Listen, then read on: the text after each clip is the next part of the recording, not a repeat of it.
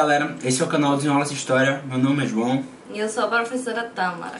Hoje a gente vai falar sobre Paleolítico. Na última aula a gente viu basicamente uma análise do filme 1917. E a gente está anotando as sugestões de vocês e novos filmes e séries para fazer mais análises de filme. Espero que vocês tenham gostado. Se vocês ainda não viram esse vídeo, dá uma acessadinha lá. Para a gente falar do Paleolítico, é preciso deixar claro que o termo pré-história, muito utilizado ainda hoje, é de certa forma um preconceito com os povos árabes. A gente vai tentar deixar de lado alguns termos e divisões. Por exemplo, antigamente a divisão muito comum era a era da pedra lascada, polida e a idade dos metais. A gente vai utilizar o Paleolítico, o Neolítico e a idade dos metais também. Interessante ressaltar que muita gente acha que as aulas de pré-história são chatas, monótonas, mas na verdade a gente tem que olhar por outro prisma. A pré-história está mudando constantemente, porque a gente depende muito de outras duas ciências, a arqueologia e a antropologia. A arqueologia vai trabalhar com a questão dos vestígios históricos e a antropologia com o estudo do comportamento humano. A partir dos novos dados conseguidos com as novas pesquisas, a pré-história ela vai estar sempre mudando. Então esse vídeo daqui a 10 anos pode estar desatualizado.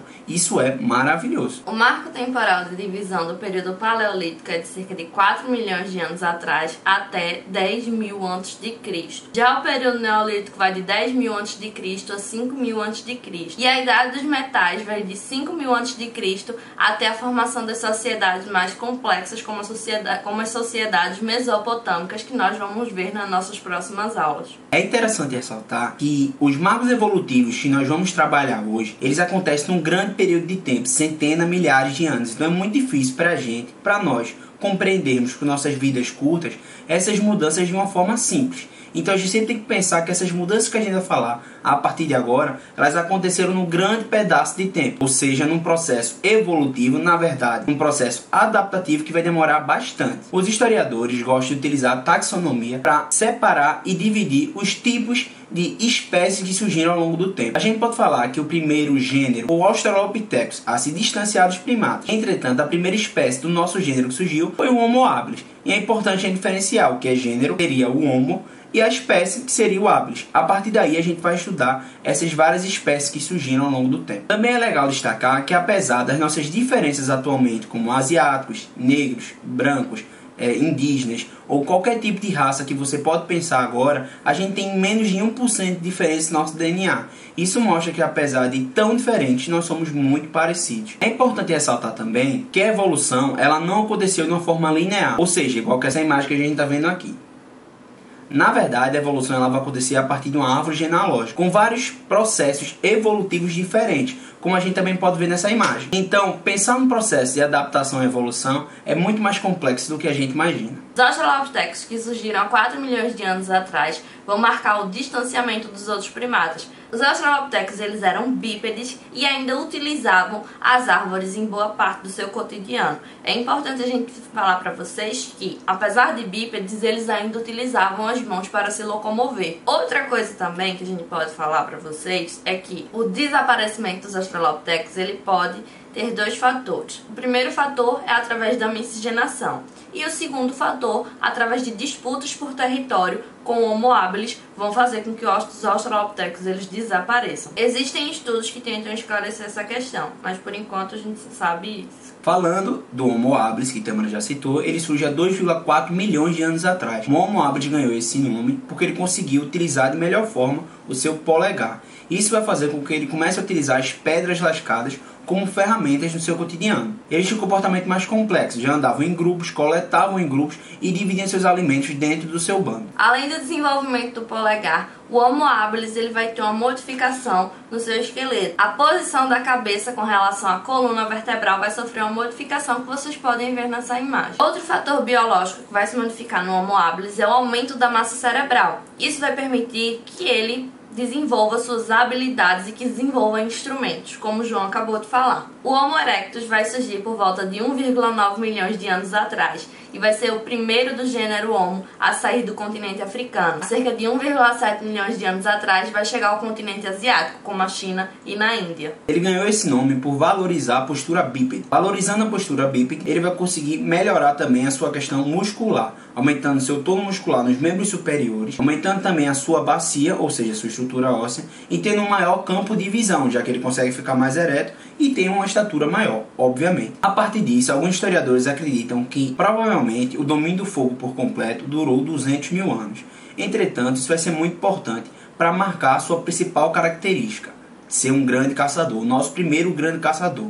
Isso vai se juntar a outros elementos. A sua estatura, a sua força muscular, vai se juntar também à glândula sudorípara. A glândula sudorípara, vocês sabem, ajuda a gente na questão do suor. Esse suor vai fazer com que o homem, no caso o Homo erectus, consiga correr longas distâncias. Não tão rápido como um veado campeiro, por exemplo, mas vai conseguir persegui-lo por tanto tempo, encurralá-lo e matá-lo junto com o seu bando. Além disso, o controle do fogo vai ajudar também a espantar os animais e cozinhar toda a sua carne.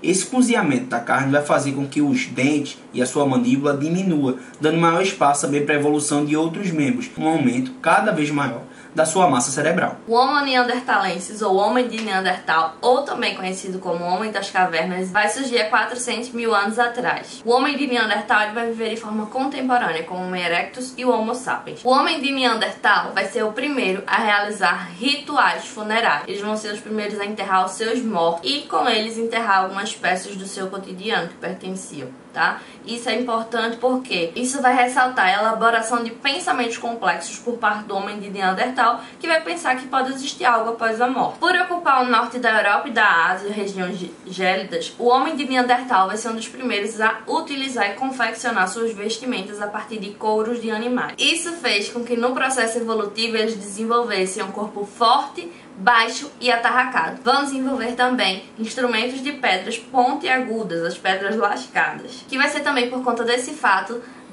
de lascar as pedras para que se tornassem instrumentos pontiagudos, que esse período vai ficar conhecido durante muito tempo. Vale ressaltar que outro de nossa espécie acabou desenvolvendo esses instrumentos a partir de lanças, tendo o menor risco de morte no seu período de caça. Quem inventou isso foi o Homo sapiens, que surgiu 300 mil anos atrás. O Homo sapiens, por 70 mil anos atrás, conseguiu migrar para a Ásia e a partir da Ásia conseguiu migrar para o resto do mundo, desenvolvendo também pensamentos complexos, ritos funerários e o controle sobre suas vestimentas, como costura e confecção. Além disso, o Homo sapiens ele viveu de forma contemporânea com o Homo erectus e o Homo neandertal. Vale ressaltar que o Homo erectus é a espécie que mais viveu se contarmos o período de tempo que ele surgiu, desde 1,9 milhões de anos atrás, e deve ter desaparecido entre 300 e 200 mil anos atrás. Os historiadores medem esse tempo aí. É interessante ressaltar que muitas teorias defendem que um processo de conflito e disputa de terras acabou extinguindo tanto o Homo neandertal como o Homo erectus. Entretanto, alguns historiadores acreditam que isso aconteceu a partir da miscigenação. Alguns dados falam que de 1 a 4% dos genes dos europeus e dos árabes acaba comportando o gene do Homo neandertal. Isso é mais um vestígio dessa época de miscigenação histórica. Alguns de vocês devem estar se perguntando, e o Homo sapiens sapiens? Bem, alguns historiadores acreditam que nunca existiu um Homo sapiens sapiens. Isso é uma disputa entre os historiadores que tentam provar marcos evolutivos ou não. Hoje a gente vai ficar com o Homo sapiens. Quem sabe com as novas descobertas, isso também muda. O que João está falando tem a ver com a questão do homem anatomicamente moderno e o homem comportamento...